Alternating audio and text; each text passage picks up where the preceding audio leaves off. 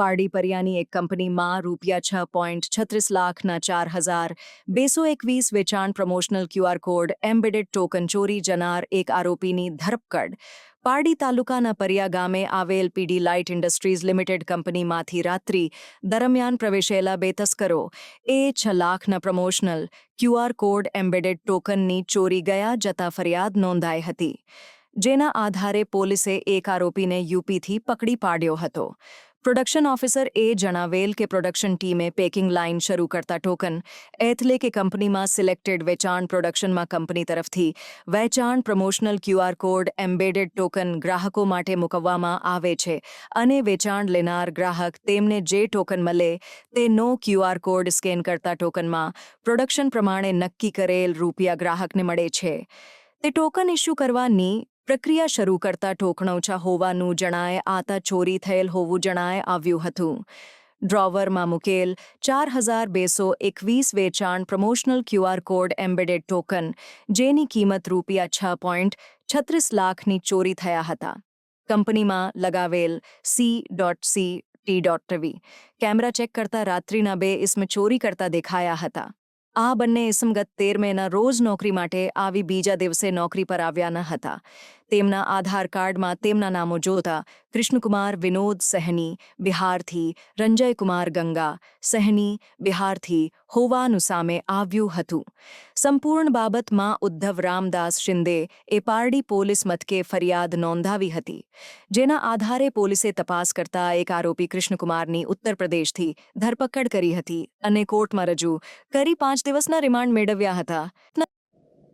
ગઈ તારીખ 15મી મેના રોજ પારડી પોલીસ વિસ્તારમાં જે પીડી લાઇટ કંપની છે ત્યાં મોડી રાત્રે જે સરપ્રાઇઝ ટોકન જે ઇનામ માટે પીડી લાઇટ કંપનીની રાખતી હોય છે એ સરપ્રાઇઝ ટોકન ટોટલ 4,219 ટોકન જેની કુલ કિંમત ₹6,36,250 જેટલી છે. એ ટોકનની એક ચોરી થઈ હતી 4,220 ટોકનની, અને ચોરી કરીને આરોપી નાસી છૂટ્યા હતા. બનાવની જાણ થતાં પારડી પોલીસ સ્ટેશન પીઆઈ અને સમગ્ર ડી સ્ટાફની ટીમ એ બનાવવાળી જગ્યાએ ગઈ હતી. જે આજુબાજુના વિસ્તારના સીસીટીવી ફૂટેજ એ પણ ચેક કરવાની કામગીરી સાથે શરૂઆત કરેલી હતી. અને એની સાથે સાથે આ જે બનાવ બન્યો છે એની અંદર સીસીટીવીમાં 2 આરોપીઓ દેખાઈ ગયા હતા. એ આરોપીઓ કોણ છે એ બાબતે તપાસ કરતા કૃષ્ણકુમાર વિનોદ સાહની અને રંજયકુમાર ગંગા સાહની આ 2 વ્યક્તિઓ જે એકબીજાના સાળો બનેવી છે, આ 2 વ્યક્તિઓ 13મી તારીખના રોજ પીડી લાઇટ કંપનીમાં રોજમદાર તરીકે નોકરી માંગવા ગયા હતા અને એમણે એક દિવસ તે નોકરી કરી હતી. અને 14મી તારીખે લોકો નોકરી પર ગયા નહોતા અને 15મી તારીખે આ લોકોએ આ ઘરફોડ ચોરીને અંજામ આપ્યો હતો. 13મી તારીખે જ્યારે નોકરી પર ગયા ત્યારે એક્ઝિટ ગેટમાંથી એન્ટ્રી અને આ ટોકન કઈ જગ્યાએ મૂકવામાં આવે છે તમામ વસ્તુની એમણે રેકી કરી લીધેલી હતી. અને રેકી કર્યા બાદ 15મી તારીખે રાત્રે 12:30 વાગે એક્ઝિટ ગેટમાંથી ચોરી છૂપે પ્રવેશ કરીને કુલ ₹6.5 લાખ જેટલી અમાઉન્ટના 4,220 જેટલા ટોકન લઈને એ લોકો નાસી છૂટ્યા હતા.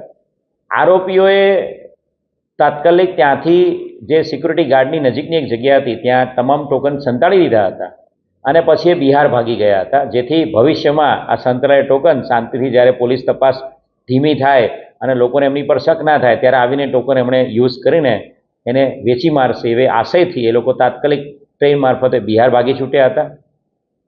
પારડી પોલીસની ટીમે તાત્કાલિક આ બાબતે જે બિહાર છે એનો શ્રાવસ્તી ડિસ્ટ્રિક્ટ છે ત્યાંના થાણા અધિકારીનો સંપર્ક કર્યો હતો. અમે પણ ત્યાંના એસપી સાહેબનો સંપર્ક કર્યો હતો અને જે મુખ્ય આરોપી છે કૃષ્ણકુમાર વિનોદ સાહની એને ધરપકડ કરી લેવામાં સફળતા મળી છે. આરોપીની પૂછપરછ કર્યા બાદ જે આરોપીએ સંતાડેલા ટોકન છે એ તમામ ટોકન 4,219 ટોકન એ તમામે તમામ ટોકન છે એ સંતાડેલી જગ્યાએથી રિકવર કરી લેવામાં આવ્યા છે. અન્ય આરોપી રંજયકુમાર સાહની છે એ એના ગામમાં ભાગી ગયો છે. એની હાલ તપાસ ચાલુ છે અને એ બાબતે બિહાર ફરીથી એક નવી ટીમ મોકલવાની તજવીજ ચાલુ છે. ખૂબ મોટી સફળતા ₹6.5 લાખ જેટલી આ જે ઘરફોડ થઈ હતી પીડી લાઇટના ટોકનની એને ડિટેક્ટ કરવામાં પારડી પોલીસ સ્ટેશનને મળી છે. હાલના તબક્કે જે પૂછપરછ કરી છે ક્રિષ્નાની, એ લોકો થોડા દિવસ પહેલાં જ એ લોકો અહીંયા આવેલા હતા અને એ લોકોને આવી રીતે એક મોટો હાથ મારીને અજમાઈને ભાગી જવાની ફિરાકમાં જ હતા અને એટલા માટે જ આ કંપનીમાં એક દિવસ માટે દિહાડી મજૂરી પર ગયા અને ત્યારબાદ રેકી કરીને બધું વેરીફાઈ કરીને એ લોકોએ આ ઘરફોડ ચોરી કરેલી હતી. પરંતુ પહેલાં પહેલાં જ બનાવમાં પોલીસને સફળતા મળી અને તાત્કાલિક એ લોકોને જે આરોપી છે કૃષ્ણકુમાર એને પકડી પાડ્યો છે.